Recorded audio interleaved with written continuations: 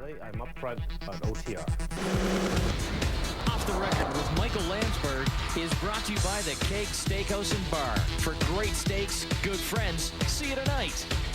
This is show number 1,811. Give or take a few, you kind of lose count. But everybody remembers their first. Up front today, our first guest ever, Ted Nolan, now the Islanders coach and showing everyone what they missed all those years. Hey, Ted, thanks for doing this. Oh, thanks a lot, Mike. Everybody says that you're a player's coach, that your players will go to war for you. To get that from them, what do you offer them? Well, I think it's a simple philosophy in life. If someone knows, not someone necessarily cares how much you know until they realize how much you care about them, and try to give them as much information and trying to get to know each and every individual on the team to make them collectively a better team. So I think it's just showing that you do care about them more so than just a hockey player. Give me an example of how you show your players that you care about them. Well, it's just, you find out, first of all, where they're from. They talk about other issues, just about, instead of just making better passes or making them better skaters. You'll find them a little bit about what they like to do in the off-season. You get to know them on a personal level. And once you get them to know on a personal level, then you have a sense of knowing. And once you know, it seems the caring comes along with it. You've made a big deal of family, of your players' families, but also creating that family atmosphere. What does that do for a team? I think it's as vital as having a great practice and a great system. I think once the players realize they are in this thing together, they're like brothers on the ice. I think once you have a family member in trouble, you're going to help that family member much better than you would maybe a perfect stranger. So I think it's just trying to create a really close family knit unit. And in order to do that, we have to do a lot of things off the ice as equally too is on the ice. So tell us your approach to a few guys who played really well for you. Alexei Yashin, a lifetime -80. Last year, -14. This year, he's a +9. What did you tell him? Well, one of the first things I did when Charles gave me this great opportunity to coach Long Island, one of the first meetings I had, actually the first meeting I had, was with Yashin. We sat down, and as I mentioned earlier, I had to try to find out who Alexei was as a human being, first of all. And I think the first 5 minutes, I don't think I met a better individual in the sport. I mean, he's a real classy guy, and we just found out what didn't work in the past and try to make some corrections on it, and let him know that he's going to be a big part of it. And if he does his thing on the off season, get himself in great shape, we'll do our thing by surrounding him with some good people. And that's where Sellinger, Hill, Simon, Brendan Witt came in to give him a good supporting cast in order to lead this team to where we want to get to. Rick DiPietro signs a 15-year contract. Everybody's laughing, saying it's the worst deal ever. He's played super for you. What did you tell him? Well, Ricky's one of those.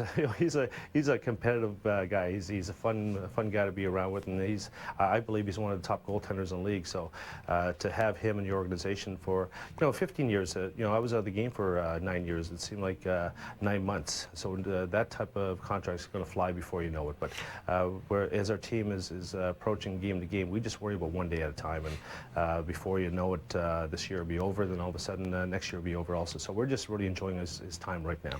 Tell me about your strategy, not with your own team, but with the other guys. You played Crosby recently and worked him over pretty well. Was that the game plan? Most definitely.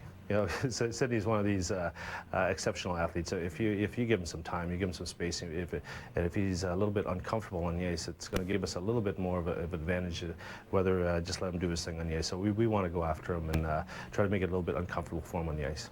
So tonight you face the Wings, and that means Dominik Hasek. The first time you faced him since Buffalo. His numbers are amazing. But if you're his coach, be honest, do you hold your breath given how injury-prone he's been, worried that his season could be over?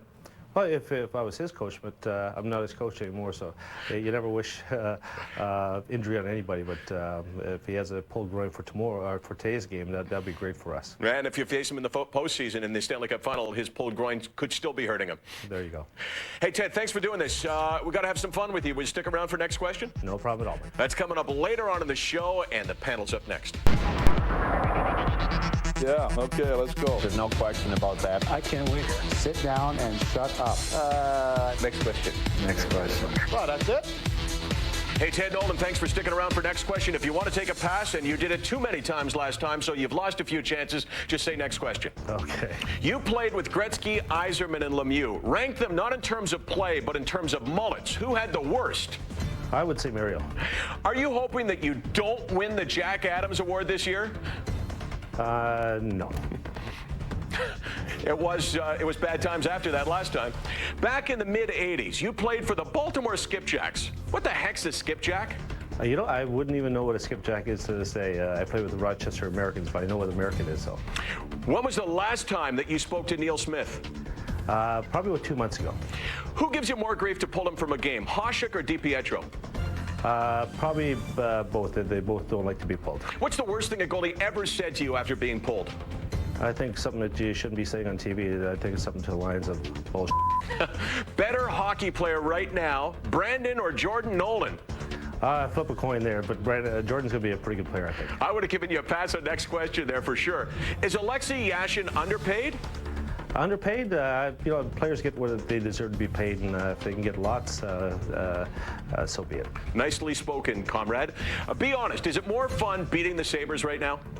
It was a lot of fun beating them the other night, and Ricky gave me the puck to celebrate the victory after the game, so that was good. Who's the toughest coach to prepare for?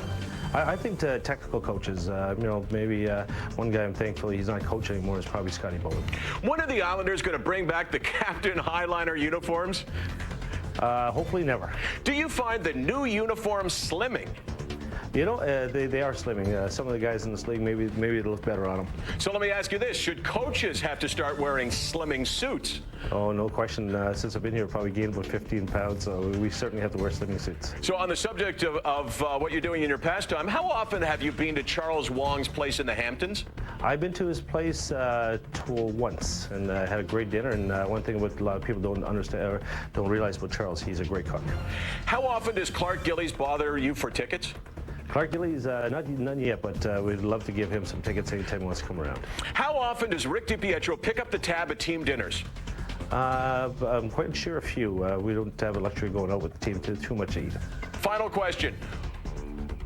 Who's going to win the Super Bowl? You know, Bears.